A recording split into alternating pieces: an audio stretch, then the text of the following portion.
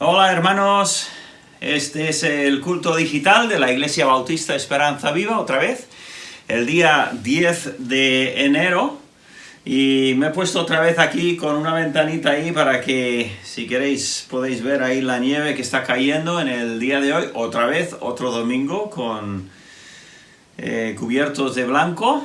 Y bueno, pues no sé si estamos teniendo un culto presencial hoy o no, porque por el tiempo dependerá. Esto es sábado que estoy grabando y depende de lo que haga durante la noche si será sensato tener a los hermanos conduciendo en temporal de nieve, ¿no?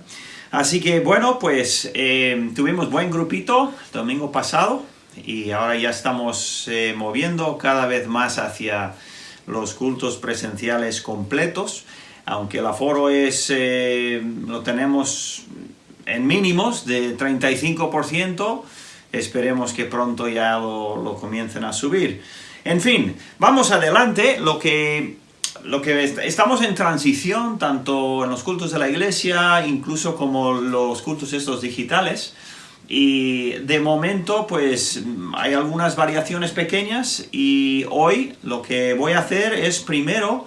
Voy a volver al estudio de Marcos, del libro de Marcos, algunos que os acordaréis que hemos llegado ya hasta el capítulo 3, y voy a continuar con ese estudio hoy, y luego pues cantaré un coro, un himno, unos anuncios breves, tiempo de oración, y luego tendremos un estudio por el hermano Fernando Corbí, de Elche, y también del hermano Miguel, al final, y con un poco de música entre medio, y también espero que podamos ver el coro Esperanza, que es un coro digital formado por varios hermanos y hermanas de diferentes partes del país, y mi hijo es el que lo junta todo y lo pone en pantalla para que lo podamos disfrutar.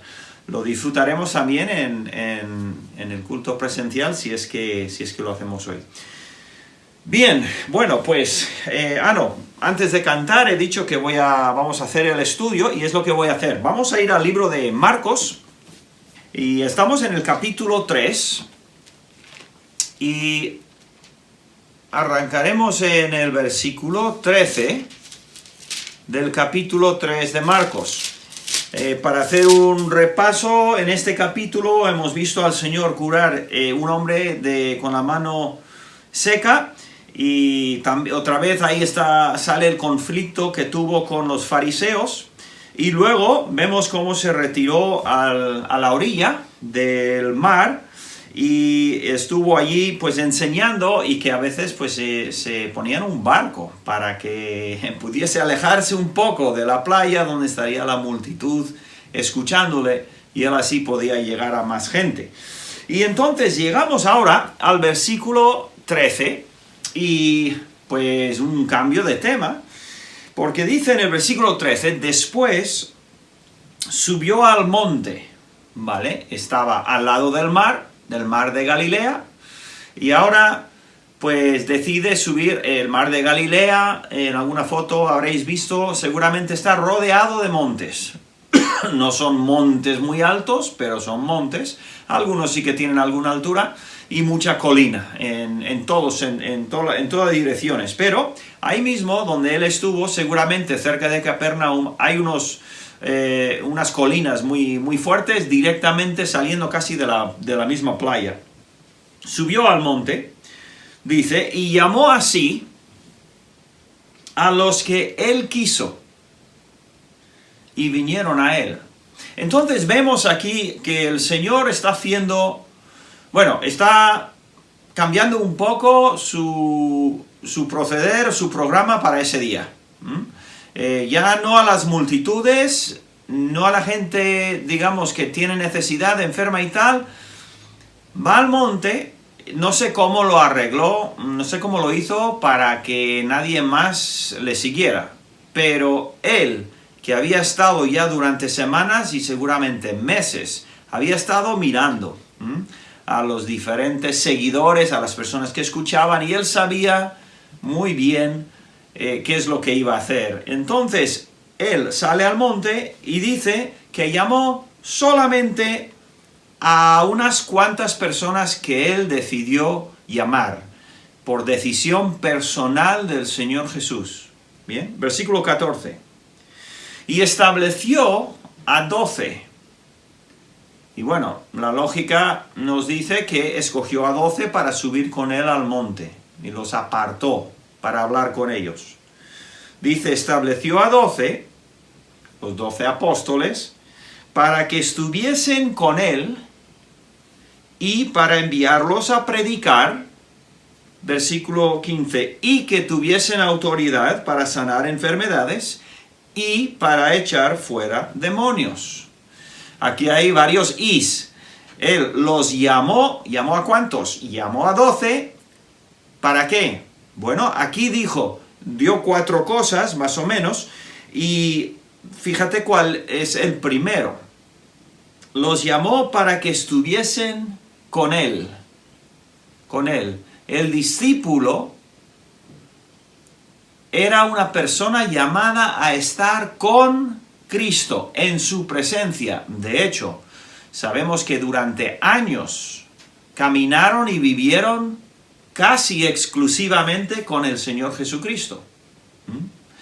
Y los llamó y lo primero que dijo, quiero que estéis conmigo. ¿Por qué? Bueno, por varias razones. Desde luego que Jesús es la vida eterna y estar con Él y estar en comunión con Él era tener vida, estar siguiendo y viviendo con el Señor, era aproximarse a la vida, ¿no? Pero también era para que ellos viesen cómo vivía, qué es lo que hacía, que aprendiesen de Él, y Él tuvo muchas charlas, muchos discursos con los 12, y luego hizo mucho ministerio con los 12, por toda esa zona, por toda esa región, incluso varios viajes hicieron hasta Jerusalén, muy al sur, y los apóstoles, los 12 discípulos, siguiéndole y estando con él. Entonces, dice que primero era para estar con él, y tenemos que recordar, los que conocemos a Cristo, aquellos que nos llamamos cristianos, todo se inició para nosotros un día cuando Cristo nos llamó al corazón y habló a nosotros, a nuestro corazón, llamándonos a creer en Él, a seguirle, a estar con Él. Y de hecho, para los que conocemos a Cristo, nuestro futuro eterno es de estar con Cristo. Entonces, esa era la prioridad. Lo primero era estar con Él. Luego, para enviarlos a predicar. ¿Esto qué tiene que ver? ¿A qué se refiere? Bueno, los discípulos iban a empezar a predicar con el Señor Jesús como si estuviesen en un instituto, saliendo de vez en cuando a predicar. Pero claro, todo eso era entrenamiento para el futuro, cuando el Señor Jesús los iba a enviar hasta el fin del mundo. En el último capítulo de este mismo libro lo dice. Y los llamó para estar con Él, pero también para ir a predicar. ¿Predicar qué? Bueno, realmente, aunque diferentes cosas predicarían, pero su mensaje era el Evangelio. Las buenas nuevas de que Dios había enviado a su Hijo para corregir, para dar solución al problema del pecado.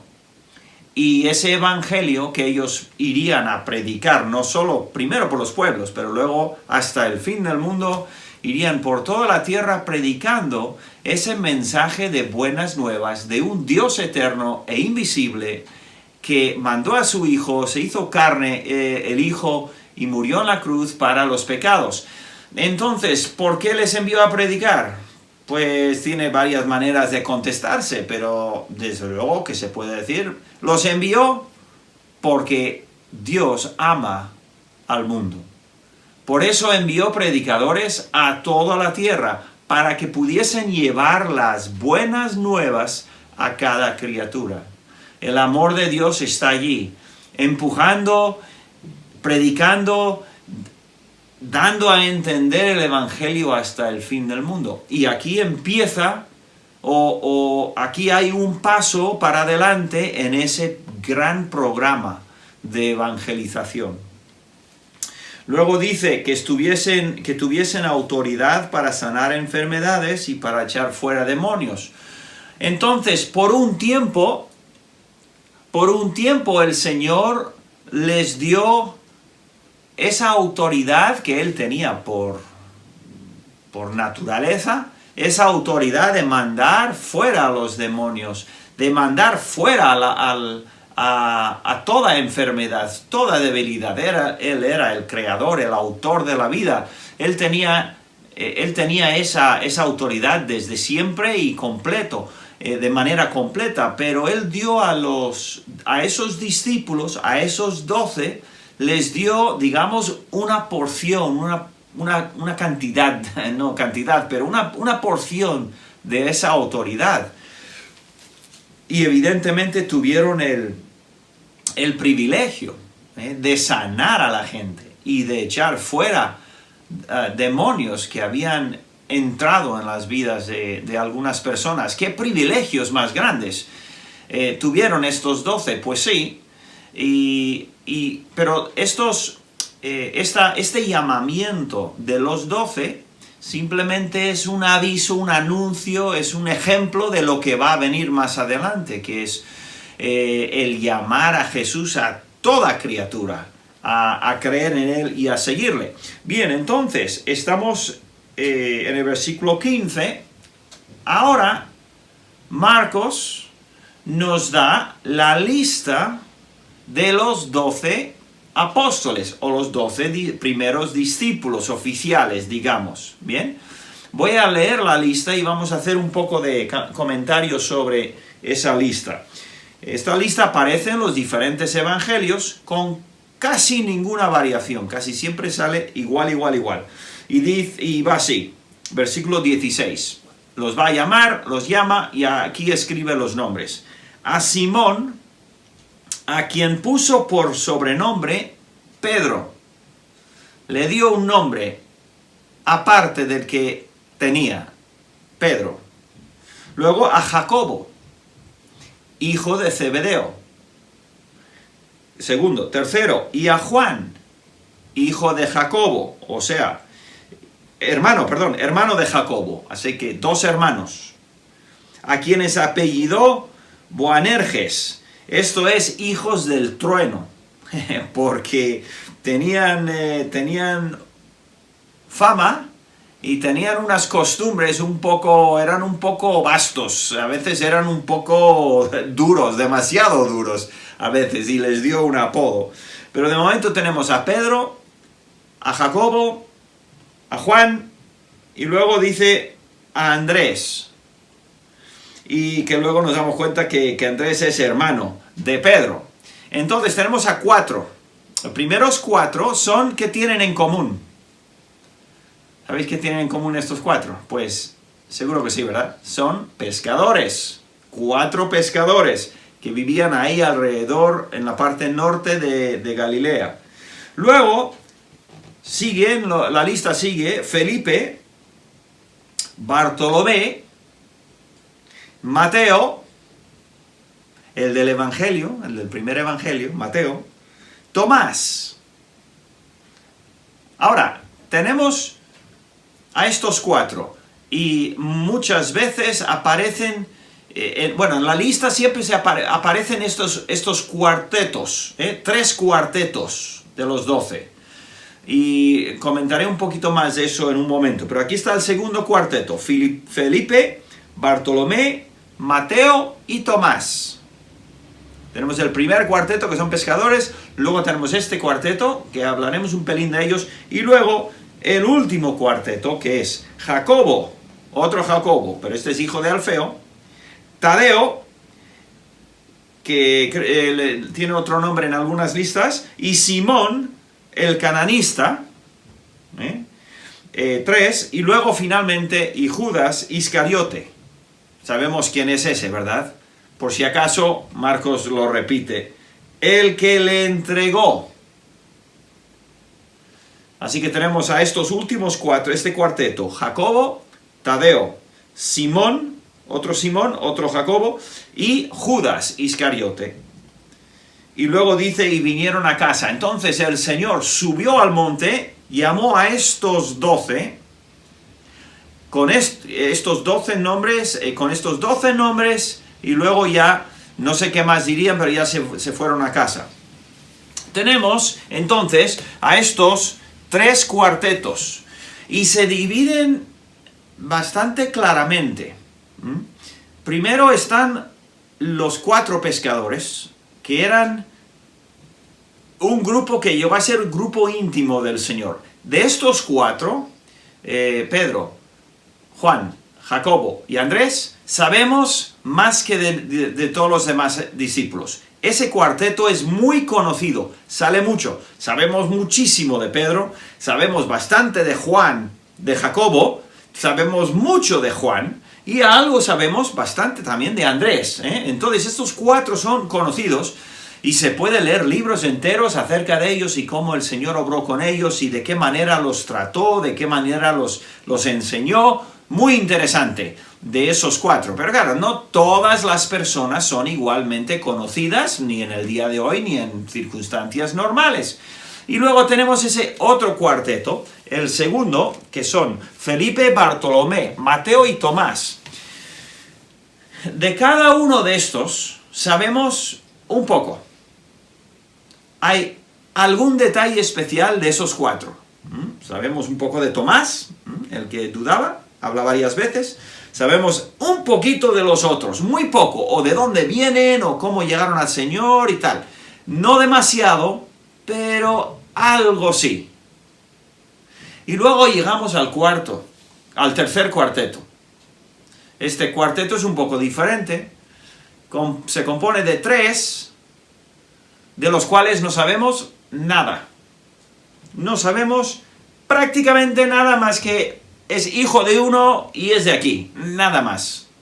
Y finalmente está siempre a la cola de la lista Judas Iscariote, el que luego traicionaría al Señor. Entonces, tenemos estos discípulos. Y quiero terminar hablando un poquito de este tema, de discipulado, de ser un discípulo de Cristo, de ser un seguidor de Cristo, que antes dijimos que siempre empieza con un llamamiento personal. Cuando una persona siente y escucha la llamada de Dios a su corazón y se da cuenta que tiene que responder.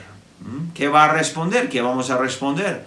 Algunas personas dicen sí a Dios, otras personas dicen ni hablar, no quiero saber nada de Dios. Es una llamada, es un llamamiento personal, es una respuesta personal. O a favor o no. Pero ahí empieza.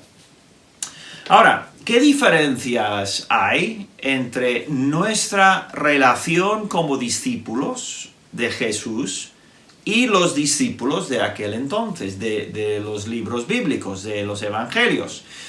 En esencia, no hay ninguna diferencia. Nuestra relación con Cristo Jesús es igual, debía ser igual. Estamos con Él siempre. Siempre vivimos en presencia de Jesús, igual que ellos. Pero algunos matices sí que hay. En nuestro caso, la presencia de Jesús es enteramente espiritual, no corporal, digamos. Así que es invisible. No quiere decir que es menos real. No, es menos visible, o sea, es invisible. Pero nuestra relación con el Señor Jesucristo resucitado es igual que la de ellos, pero no es visible, no es corporal. Mateo 28:20, si os acordáis, dice, es el final de la gran comisión, enseñándoles que guarden todas las cosas que os he mandado, y he aquí, yo estoy con vosotros todos los días hasta el fin del mundo, al fin de la era, al final de todo. Hablado a los discípulos, pero no solo a ellos, sino a todos los que formarían parte de los discípulos de Jesús, todo aquel que siga a Cristo. Tenemos, y hay otros versículos también, he cogido tenemos garantizada la presencia espiritual, en este momento, espiritual, la presencia del Señor Jesucristo. En primera de Pedro 1:8, tengo marcado aquí un versículo, Pedro dice, a quien amáis sin haberle visto. ¿A quién se refiere? Pues a todos los que leyendo su epístola no pudieron ver a Jesús porque no vivieron en ese tiempo cuando Jesús vivía corporalmente en la tierra. Él les dije, a quien amáis sin haberle visto, en quien creyendo, aunque ahora no le veáis, os alegráis con gozo inefable y glorioso. Pedro, hablando a los millones de creyentes que vendrían después de la resurrección del Señor Jesucristo, y su relación con Él no sería una relación corporal. No lo tengo aquí puesto, pero voy a leer otro versículo en Primera de Juan, capítulo 1, versículo 3, hablando Juan, dice, lo que hemos visto y oído, y antes dice, lo que palpamos con nuestras manos, ellos tocaron corporalmente al Señor, ellos podían tocar la mano del Señor y vivir con Él. Lo que hemos visto y oído, eso os anunciamos, para que también vosotros tengáis comunión con nosotros, y nuestra comunión verdaderamente es con el Padre y con su Hijo Jesucristo. Escrito muchísimos años después de que el Señor Jesús había resucitado y se había ido corporalmente al cielo, Juan está diciendo a los seguidores del Señor Jesucristo, tenéis la misma relación con Él, la misma comunión con el Padre y con el Hijo que la que tenemos nosotros. Bien, entonces, vamos a ver, matizando un poco lo del discípulo de hoy y el discípulo del Señor Jesucristo. Hoy su presencia es espiritual. Otra cosa que hay que matizar es que tenemos nosotros una gran ventaja sobre los discípulos que caminaron con el Señor. ¿Cuál es esa ventaja? Pues la ventaja es que tenemos todo el Nuevo Testamento para enseñarnos el significado de la venida de Cristo, de su muerte en la cruz, de su resurrección. Tenemos el Nuevo Testamento que en muchos casos interpreta más aún el Antiguo Testamento. Tenemos un tesoro en nuestras manos. Y qué triste es que algunos creyentes no leen la palabra de Dios, no le dan importancia. Yo me rasco la cabeza y digo, pero ¿cómo puede ser? ¡Qué maravilla tenemos en este libro! Y los discípulos no tenían esto. Los apóstoles, algunos de ellos escribieron esto, pero claro, después de muchos años, ellos lo tuvieron que ir aprendiendo poco a poco. Por eso hay algunas meteduras de pata bastante grandes, ¿no? Grandes en los evangelios, por Pedro y otros, porque ellos no entendían. Tú y yo podemos entender muchísimo más que ellos al poner nuestra fe en el Señor. Entonces tenemos ese matiz. Si el primero nos parece algo de desventaja, el no poder ver corporalmente a Jesús, este es mucho más ventaja a nuestro favor, el tener la palabra de Dios y poderla entender. También Pedro hace referencia a esto en 2 de Pedro 3. Dice, amados, esta es la segunda carta que os escribo, y en ambas despierto con exhortación vuestro limpio entendimiento. Quiero que entendáis, para que tengáis memoria de las palabras que antes han sido dichas por los santos profetas, Antiguo Testamento, y del mandamiento del Señor y Salvador dado por vuestros apóstoles, todo el Nuevo Testamento. Entonces, Pedro se da cuenta de que les está explicando, él todavía está escribiendo parte del Nuevo Testamento, pero hablando de esa gran ventaja que tenemos de poder entender Cosas que él mismo dice que los ángeles querían conocer y los profetas no sabían, no entendían sus propias escrituras a veces. Tenemos una gran ventaja. Y luego, a los discípulos el Señor les hablaba directamente su voluntad. Pero nosotros, como no tenemos esa relación corporal con Cristo, no podemos escuchar su voz, ni podemos ver sus labios, ni que nos escriba algo, no, o que nos dirija y nos empuje hacia un... No tenemos eso. Entonces, ¿cómo nos habla el Señor?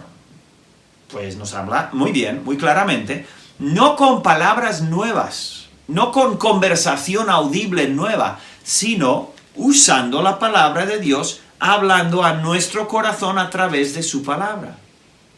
Y por eso podemos caminar y saber qué hacer en la vida si seguimos las instrucciones de su palabra. Algunas están ahí escritas, algunas se entienden a través de sus predicadores y sus maestros, porque los da. El Señor da a la iglesia maestros y pastores para que puedan explicar la palabra de Dios y así todo el pueblo de Dios puede entender y comprender cuál es la voluntad del Señor Jesús. Entonces tenemos esas diferencias. Primera de Timoteo 3:16 nos dice, versículo bien conocido por todos, dice, segunda de Timoteo 3:16, toda la escritura es inspirada por Dios, escrito y útil. ¿Para qué? Enseñarnos, redarguirnos, corregirnos e instruirnos en su buena voluntad. ¿Vale? Entonces, ese es el plan de Dios. Vamos a terminar. Cada creyente, cada cristiano verdadero es llamado personalmente por Cristo a seguirle personalmente. ¿Vale? Valga la redundancia, la tengo a propósito. Cristo nos llama personalmente a seguirle personalmente, individualmente. Y esa es la realidad de todo creyente y todo cristiano en nuestra era, en la era de la iglesia. Entonces, ¿a quién escuchamos para tomar decisiones? ¿A quién escuchamos para saber cómo vivir? Hay gente que vive de la tele o de la radio. Hoy en día hay una revolución de todo lo que hay en la tele y en los medios de comunicación. En mi país, en otros países, hay unas revoluciones tremendas y son cosas de hombres. Ay, el que sigue al ciego, ¿cómo va a acabar? Va a acabar en el pozo cayendo como el que lidera, el líder ciego, ¿no? Entonces, no escuchemos para saber cómo vivir al hombre. Escuchemos al Señor. Siempre nos va a guiar bien, con amor y con su poder.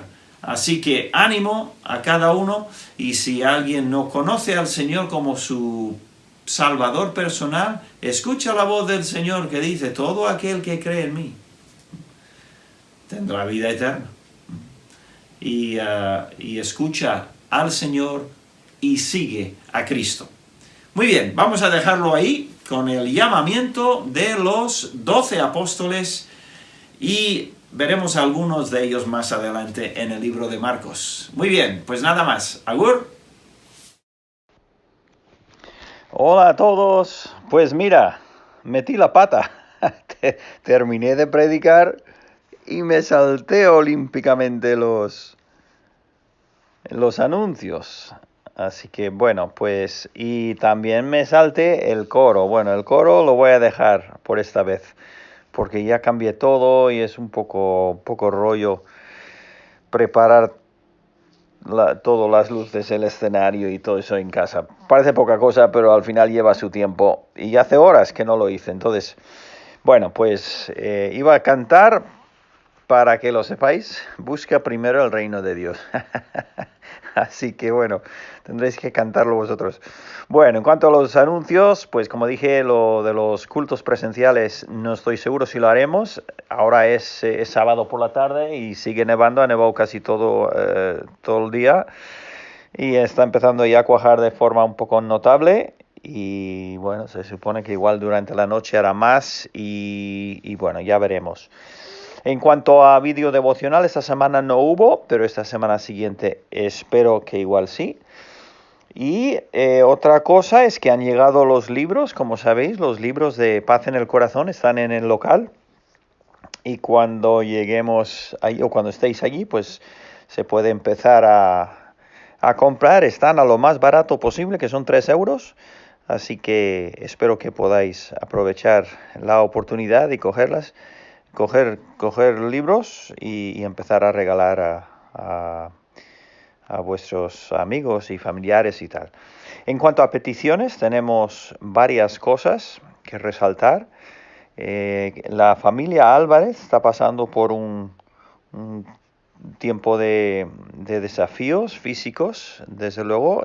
Quizás lo más serio es TT, que seguramente se va a tener que operar. Tema del colon. Y luego también Elisa está bastante mal también, con un tema que ya lleva muchos años, con mucho dolor y bueno, pues está tomando medicamento y le está ayudando algo, pero necesita nuestra oración. Elisa, si os acordáis, es la sobrina de Tete, la prima de Andrea. Y luego David Bernabé da gracias a Dios porque le ha llegado ya el carnet de conducir. Creo que lo tiene ya en la mano. Así que aprobó y todo y ya puede conducir hasta en la nieve, yo creo. Entonces, a ver cuándo es el día que llegue al culto en su coche. Habrá que darle alguna, no sé, alguna bienvenida excepcional, ¿no? Muy bien, enhorabuena, David. Y luego Marta Delgado pide por su hermana, se llama Auxiliadora, sí, y que tiene cáncer del útero y es bastante serio, entonces oremos por ella, por su hermana. Y luego Pili da gracias a Dios por sus cuidados, pero ella tiene varios familiares afectados por COVID y hospitalizados, entre ellos creo que el sobrino, Patricio, eh, si mal no lo entiendo, un tío, una tía y una prima también, todos en el hospital. Así que oremos por Pilar y su familia. Entonces, estas cosas vamos a simplemente recordarlas en oración y no tomaremos el minuto esta vez por el cambio. Y cumpleaños y aniversarios, fíjate que esta semana que viene no hay nadie, por lo menos que yo sepa. Así que bueno, voy a orar y lo dejamos así. Creo que voy a poner una foto, igual un vídeo de lo que se ve fuera y lo dejamos así. Gracias, Señor, por este día que nos has dado, este nuevo domingo. Y Señor, en un mundo en turbulencia, Señor, con muchos problemas, con tantísimos desafíos y con tanta tormenta sanitaria, política, económica. Pedimos, oh Dios, que nos ayudes a nosotros a tener un buen testimonio sencillo, el de fijar nuestros ojos en ti y amarte con todo nuestro corazón. Señor, tú conoces las necesidades de cada uno de los hermanos de nuestra iglesia. Pedimos por ellas, Señor, tú sabes no solo suplir la necesidad, pero traer paz y gozo al corazón y paciencia y fortaleza. Y es lo que pedimos también por cualquier persona que esté escuchando o viendo y que tenga también alguna necesidad importante, seria en su vida, pues también que obres a través de esas circunstancias para acercarlos a ti y, Señor, ayúdalos a tener esa fortaleza tuya y esa paz. En el nombre de Jesús. Amén. Hola hermanos, ¿qué tal? ¿Cómo estáis? Bueno, aquí os traigo otro devocional, un estudio de unos 10 minutitos en cuanto a la obra de Dios, según el Salmo 18, versículos 30 y 32. Salmo 18, versículos 30 y 32. Si lo buscamos, veremos ahí en el Salmo 18 que nos dice así: en cuanto a Dios, perfecto es su camino, y acrisolada la palabra de Jehová. Escudo es a todos los que en él esperan. Y el versículo 32, Dios es el que me ciñe de poder y quien hace perfecto mi camino. Muy bien, vamos a ver algo muy interesante. Aquí hay dos aspectos. Tenemos en cuanto a Dios. ¿Qué podemos decir según estos dos versículos en cuanto a Dios? Bueno, dice que es perfecto su camino. También es escudo a los que esperan en él. En cuanto a Dios, su palabra es acrisolada. Así que tenemos tres aspectos muy interesantes que van a contrastar en cuanto al hombre. Fíjate que en cuanto al hombre, nos dice el versículo 32 que Dios es el que me ciñe de poder y quien hace perfecto mi camino. O sea que el contraste está en que en cuanto a Dios, perfecto es su camino, pero en cuanto al hombre, su camino tiene que ser hecho perfecto. Interesante, ¿verdad? ¿Y quién lo hace? Pues, según el versículo 32, Dios es el que lo hace. ¿Y cómo lo hace? Lo ciñe de poder. Nos dice ahí, Dios es el que me ciñe de poder. Ahora, ¿qué significa esto de ceñir de poder? La palabra ceñir no es otra que la de vestir, o sea, vestirnos de poder. ¿Y de qué poder estamos hablando? Esto nos lleva a 2 de Timoteo 1, 7 al 8. Y en 2 de Timoteo, vamos a ir rápidamente, capítulo 1, versículos 7 y 8, tenemos así: porque no nos ha dado Dios espíritu de cobardía, sino de poder, de amor y de dominio propio. Por tanto, no te avergüences de dar testimonio de nuestro Señor, ni de mí, preso suyo, sino participa de las aflicciones por el Evangelio según el poder de Dios. Ahora, no perdamos de vista esta última frase en el versículo 8, sino participa de las aflicciones por el Evangelio según el poder de Dios. Luego volveremos ahí. Muy bien, entonces, Dios dice que nos dice el versículo en Salmo 18:32, que Dios es el que me ciñe de poder. Y vamos a ver que, como he dicho, nos viste. ¿Y cómo lo hace? Pues tengo unos cuantos versículos que vamos a ver donde Dios nos viste de salvación. Dios nos viste con su espíritu y Dios nos viste con su palabra. Así tenemos el Isaías 61:10. Vamos a ir rápidamente en Isaías 61:10 y vamos a ver algo preciosísimo aquí. Dice así: en gran manera me gozaré en Jehová. Mi alma se alegra en mi Dios, porque me vistió con vestiduras de salvación, me rodeó de manto de justicia, como a novio me atavió y como a novia adornada con sus joyas. Así que vemos que Dios es el que me viste con salvación, con la salvación. Después vemos que Dios también es el que nos viste con su Espíritu. Vamos a buscar 1 Corintios 2:12. 1 Corintios 2:12. Y vemos ahí que nos dice así: y nosotros no hemos recibido el espíritu del mundo, sino el Espíritu que proviene de Dios, para que sepamos lo que Dios nos ha concedido. Y luego también Romanos 8:14 nos dice así. Romanos 8:14 nos dice así. Romanos 8:14.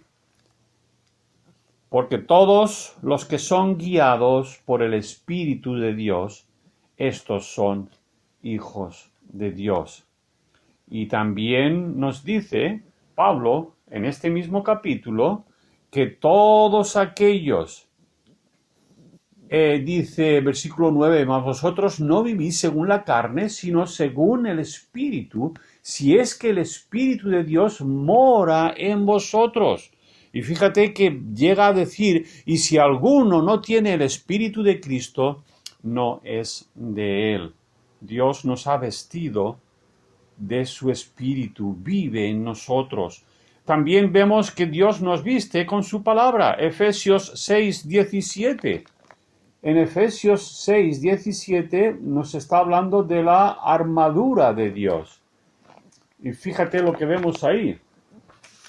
Efesios 6:17 nos dice así: y tomad el yelmo de la salvación y la espada del Espíritu, que es la palabra de Dios. Y 1 Corintios 1:18, a ver qué nos dice 1 Corintios 1:18, nos dice: porque la palabra de la cruz es locura a los que se pierden, pero a los que se salvan, esto es a nosotros, es poder de Dios, que es de lo que estamos hablando, del poder de Dios.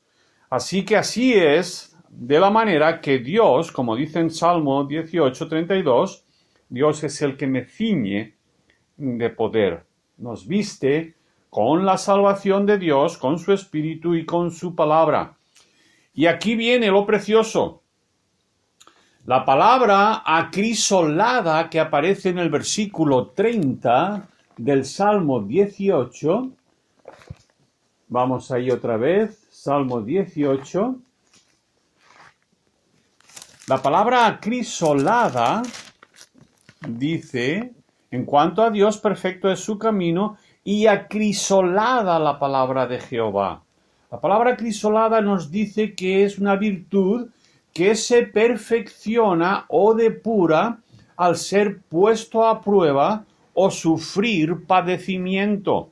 O sea que la palabra de Dios, esa acrisolada, va unido a este versículo en el 2 de Timoteo 1:8, donde nos dice, vamos ahí otra vez para decirlo exactamente como está, 2 de Timoteo 1:8, si no participa, dice Pablo a Timoteo, participa de las aflicciones por el Evangelio según el poder de Dios. Y es precisamente, hermanos, cuando nosotros pasamos por estas aflicciones, estas pruebas, estas luchas, que la palabra de Dios muestra su acrisolamiento, vamos a decir. Muestra su gloria, su poder, su belleza. Es necesario, hermanos, que nosotros pasemos por estas luchas y estas pruebas para que así podamos ver el poder de Dios manifestado en su palabra.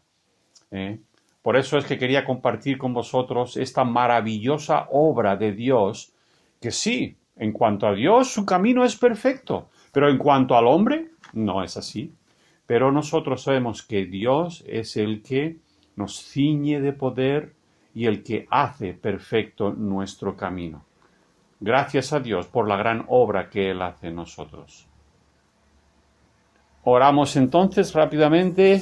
Gracias, Señor, por tu amor tan grande y gracias por tu obra que haces en Cristo en nosotros. Oramos en el nombre de Cristo.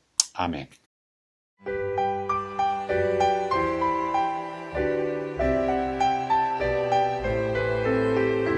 Yo soy luz en noche oscura, bella estrella de Belén.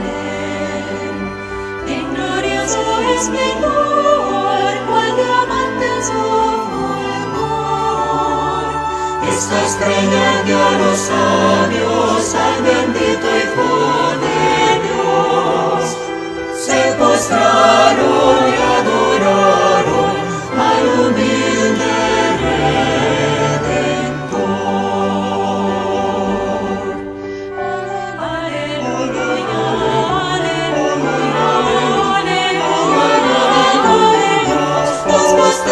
y adoramos a Jesús el Salvador.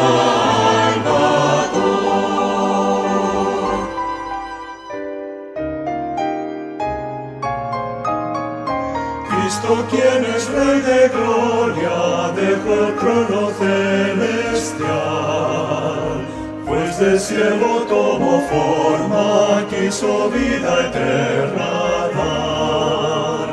El Dios Todopoderoso en un cuerpo de bebé, Santo Verbo encarnado, a la tierra trae salvación. Aleluya, aleluya, aleluya, nos mostramos y adoramos a Jesús el Salvador,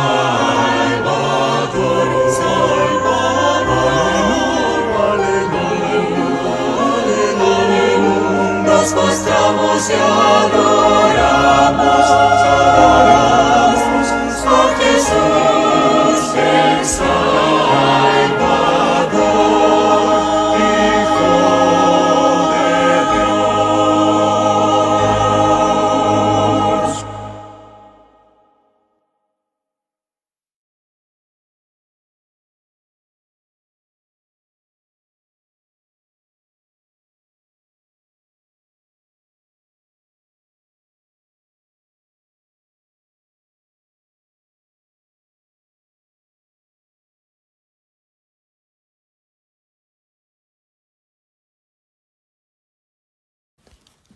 Buenos días, hermanos.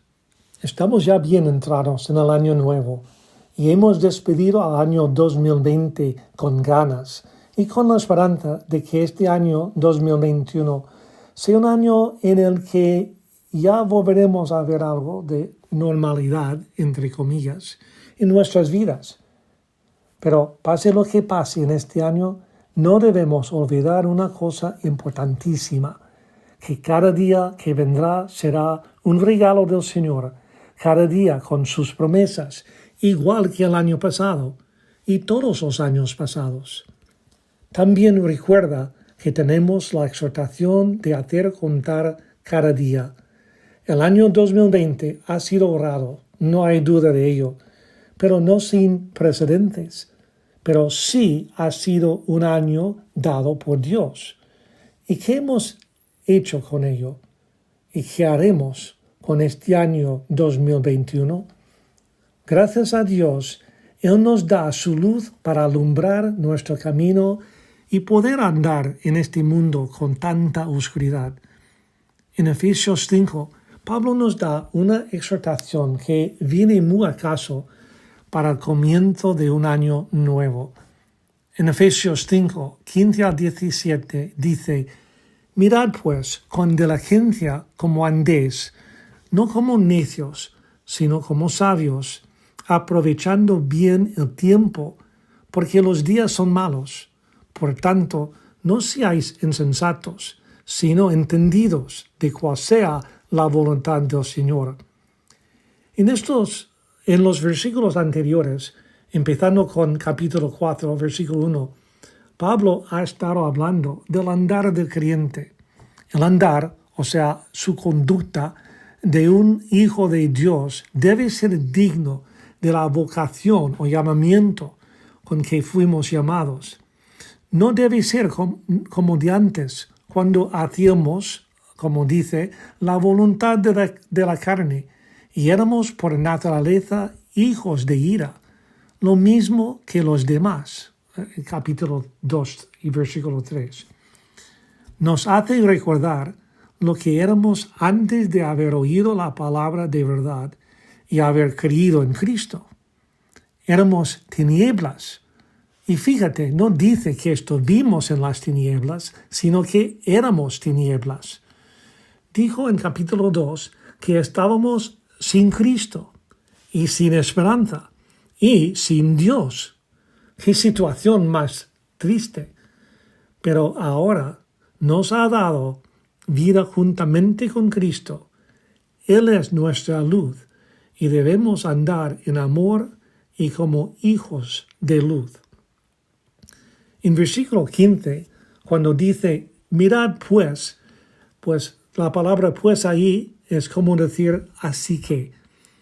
Está llamándonos a reflejar en lo que había dicho en los versículos anteriores sobre nuestro andar. Aquí tenemos un consejo buenísimo para arrancar este nuevo año.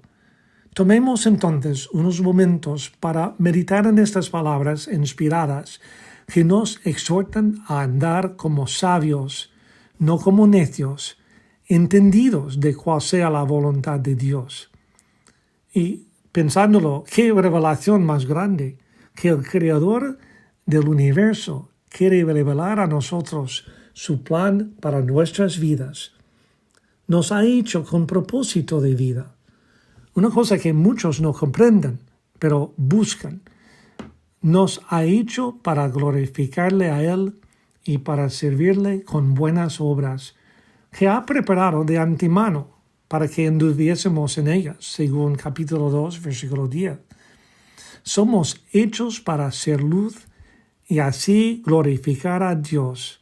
Como Cristo dice en Mateo 5:16, así alumbre vuestra luz delante de los hombres, para que vean vuestras buenas obras y glorifiquen a vuestro Padre que está en los cielos. Pero notamos primero que debemos andar con diligencia, que conlleva la idea de exactitud y cuidado.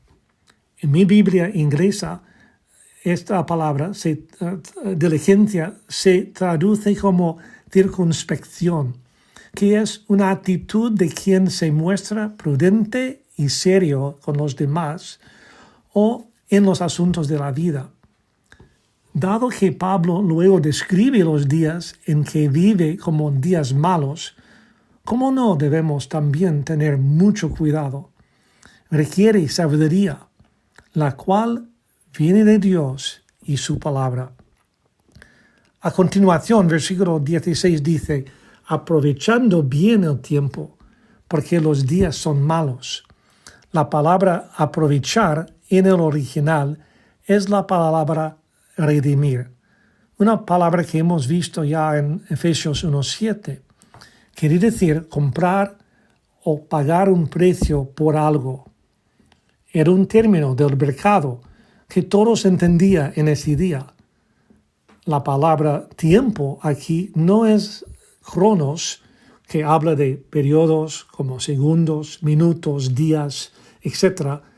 Aquí la palabra que Pablo usa es kairos, que se refiere a un momento o circunstancia adecuada para realizar o conseguir algo, como un tiempo oportuno.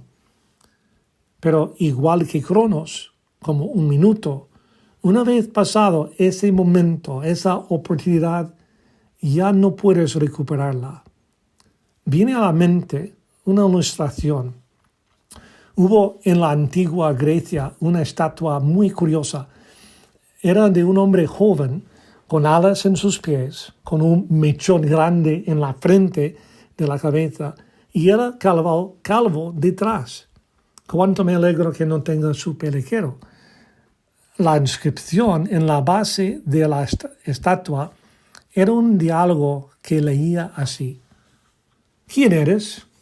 Soy Kairos, la oportunidad. ¿Quién te hizo? Lysippus me hizo. ¿Por qué tienes alas en los pies? Para que corra con rapidez. ¿Y por qué tienes ese mechón tan grande en la frente? Para que los hombres me puedan agarrar cuando vengo. ¿Y por qué estás calvo detrás? Porque cuando haya pasado yo, los hombres no me pueden coger. Y sabéis, así es con las oportunidades. Vienen en su momento y se van. El tiempo y las oportunidades que trae pueden ser perdidas, pero nunca recuperadas. Entonces, Pablo está hablando de más que simplemente emplear útilmente nuestros minutos y días, sacando el máximo rendimiento. Eso sí debemos hacer con nuestro tiempo. La exhortación aquí es andar con diligencia, esa actitud de estar alerta a lo que está pasando a nuestro alrededor, listos para redimir, comprar las oportunidades que Dios trae a nuestras vidas, como, por ejemplo, la oportunidad de servir a un hermano en su necesidad, o darle una palabra de ánimo, o de testificar a un vecino o un compañero de trabajo. ¿Andas con circunspección en tu vida, reconociendo lo que son las oportunidades que vienen y para qué son? Momentos para ser aprovechados para realizar la voluntad de Dios. Gálatas 6, 9 y 10 dice: no nos cansemos, pues, de hacer bien, porque a su tiempo seguiremos, si no desmayamos. Así que, según tengamos oportunidad, hagamos bien a todos, y mayormente a los de la familia de la fe. Pablo también nos da la motivación detrás de la exhortación, diciendo que con un tono de urgencia, porque los días son malos. Habla seguramente pensando en lo que había escrito justo antes, en versículos 3 al 12, hablando de toda la inmoralidad que les rodeaba, las obras infructuosas de las tinieblas, cosas de la cual Pablo dice vergonzoso es aún hablar de lo que ellos hacen en secreto. Es más fuerte aún para nosotros cuando pensamos que Pablo advirtió a Timoteo que en los postreros días vendrán tiempos peligrosos, porque habrá hombres amadores de sí mismos, avaros, vanagloriosos, soberbios, etc. Y sigue la lista de cómo serán los hombres en los días futuros. Nosotros estamos viviéndolos.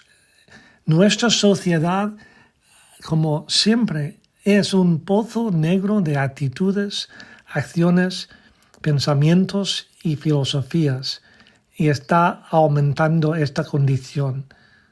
Podemos añadir unas razones más por lo cual debemos aprovechar el tiempo en nuestro día, pensando en la condición del hombre, sin Cristo, perdido y sin rumbo.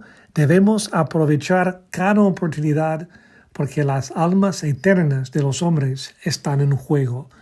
Cada uno se enfrentará un día la muerte y luego el juicio, y ningún hombre sabe cuándo será este encuentro. O sea, nadie tiene la garantía de mañana. ¿Y qué es la vida? Una neblina, un soplo.